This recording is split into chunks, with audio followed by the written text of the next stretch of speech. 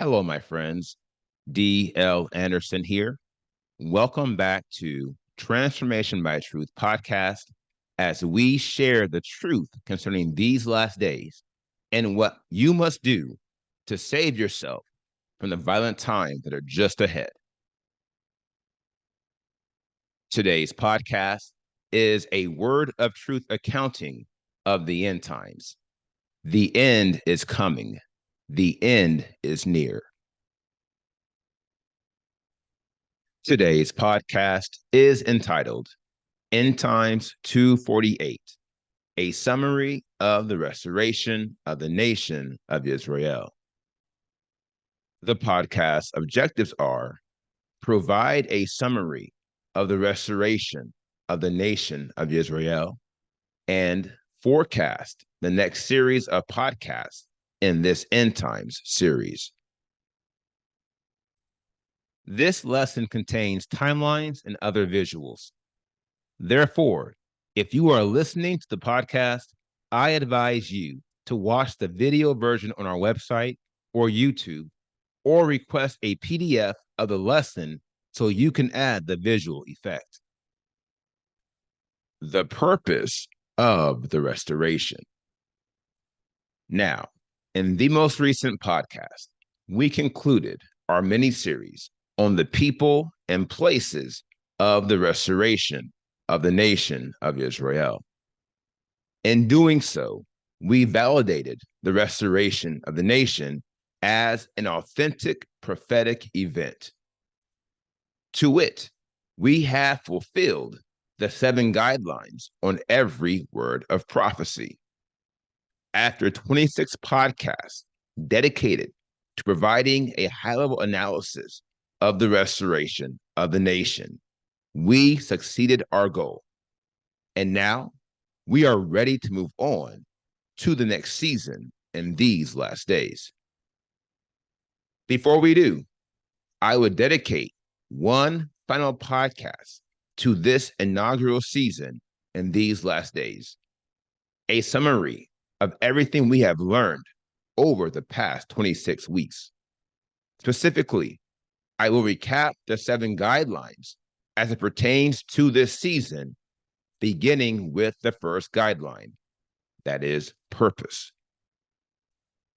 Perhaps the least complicated of all the guidelines, the purpose of the restoration of the nation is to initiate these last days. This is in line with the big picture of the end times as we know them. To wit, the Father is setting apart a chosen people to endure a time of great distress and tribulation, the likes of which the world has never known. And he will carry us through a series of 7 distinct seasons, after which he will secure us within the millennial kingdom. There, we will enjoy 1,000 years of peace on earth and goodwill toward the remnant of man. Upon him we shall stay. Now, this brings us to the second guideline, that is, the time. We spent a good deal of time analyzing this guideline, and after considering various key scriptures, we formulated a timeline of the restoration of the nation. Per the timeline below, the restoration of the nation began approximately 2004 CE, and it ended approximately 20 years later. Since then, the world has transitioned into a new season. Explicitly, we are now living in the season of sealing. To wit, Elohim is putting his seal upon those who have been restored. Joint with the timing of the restoration, we analyze the signs of this season, signs being the third of the 7 guidelines of every word of prophecy. 7 of the more prominent signs are captured in the timeline below. They are spiritual death, the rise of the messengers, the dissemination of the message, the unification of the nation, spiritual renaissance, the healing of the nation, and the preparation of the nation. These 7 events are 7 principal signs confirming the validity of the restoration. Beyond these 7, we analyze 3 other principal signs concerning this season. They are the revelation of the name of the Father, the revelation of the name of the Son, and another prominent outpouring of the Spirit of Elohim. Manifestly, the outpouring of the Spirit opened the door for us to receive the revelations of the name of the Father and the name of the Son for a critical reason, which I will offer as an interest point. And one of the key takeaways from these lessons on the restoration of the nation of Yisra'el.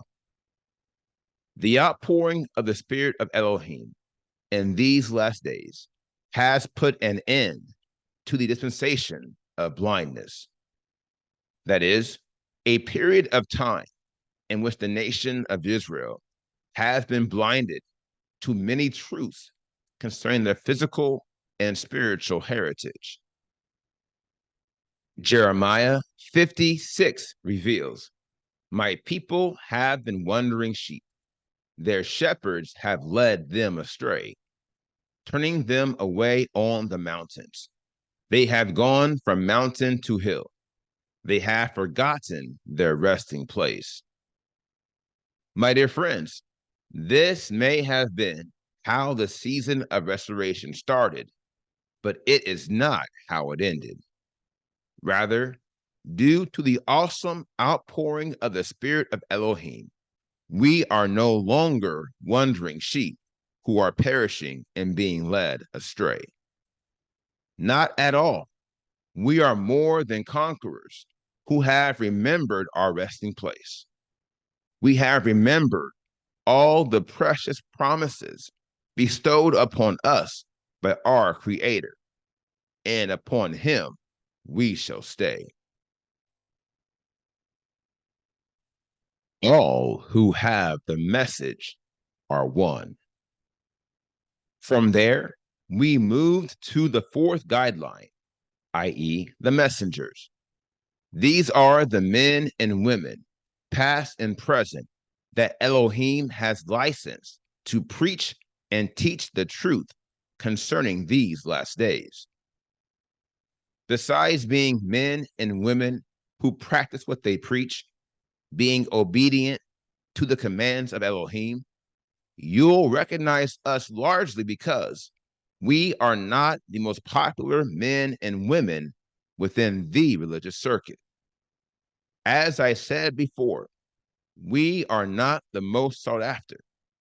We are not the most beloved. Alas, as it was then, so it is now. The true prophets and messengers of Elohim are neither appreciated nor regarded by the masses. And yet, although the world cannot perceive our worth, the scriptures reveal they are not worthy of us. Hebrews 11, 36 to 40 reads, "And others had trial of cruel mocking, and floggings and more, of chains and imprisonment. They were stoned, they were tried, they were sawn in two, they were slain with the sword. They went about in sheepskins and goatskins, being in need, afflicted, mistreated, of whom the world was not worthy, wandering in deserts and mountains and caves and holes of the earth. And having obtained witness through faith, all these did not receive the promise, Elohim having provided what is better for us, that they should not be made perfect apart from us." Not only does this passage put things into perspective for those of us who prophesy freely and who are under no pain of death, But it also reveals the following, which I will offer as a key interest point. I ask you to consider it faithfully and give praise to Elohim. The same way our perfection is tied to the perfection of messengers in times past, the word of truth we are sharing in these last days is the completion of the word of truth they shared in their days. This reality is tied to the fact that the message is one. Therefore, all who have the message are one, just as the Father and the Son are one. The order of the events. Now, this brings us to the fifth of the seven guidelines, i.e., the sequence. That is, the order of the events that constitute the season of restoration. As you can see by the timeline below, it began with spiritual death, which is verified by Ezekiel's vision of the valley of dry bones. Then Elohim raised up messengers who disseminated the message of restoration to the nation and to as many who have been called. After this, all who received the message in spirit and in truth were unified, again, in spirit and in truth. This led to a spiritual renaissance, vis-a-vis the final great awakening, the closing act of the Spirit in these last days, to be sealed with a seal. After this came the healing of the nation, for where the Spirit of Elohim is, there is liberty, and thus we could no longer be bound nor scarred by the centuries of violence done to our people. Specifically, because we did this to ourselves. Our enemies may have risen against us and done great evil to us, but we were the ones who transgressed the commands. My dear friends, they may have been the ones who walked into our homeland and violated the land of promise, but we are the ones who opened the door.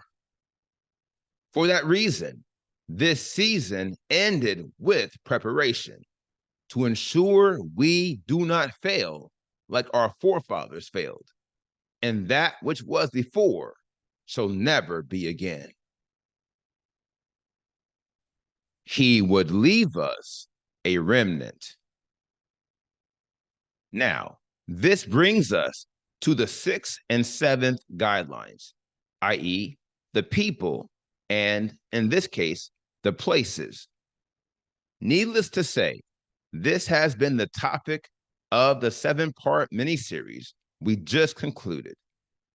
In it, we thoroughly analyze all the places the people of the restoration have been and where we are now. Of all the many takeaways from these lessons, perhaps the greatest is the fact that Yisra'el in these last days is a purely spiritual entity. That is to say, every member of this nation has the spirit of Elohim and is guarding his commands. It is true that there are physical descendants of Jacob in this body.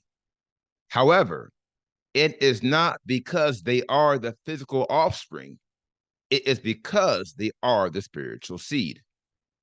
This is crucial for the following reason, which I will offer as a key interest point.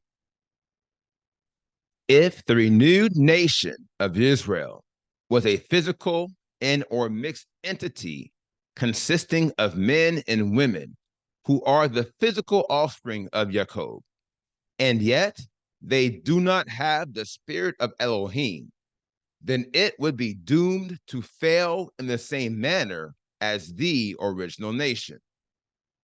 We know this because it is impossible to guard the commands of Elohim if you are not led by the spirit of Elohim. And if you do not guard the commands of Elohim, you can expect 3 disasters to occur in your life. Yahuwah will not guard you during the time of the great distress and tribulation that is about to come upon all the earth. 2, you will not be spiritually qualified to participate in the millennial kingdom. And 3, you will by no means inherit everlasting life.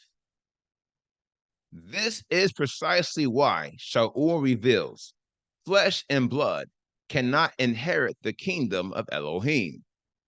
That is to say, your physical attributes cannot save you.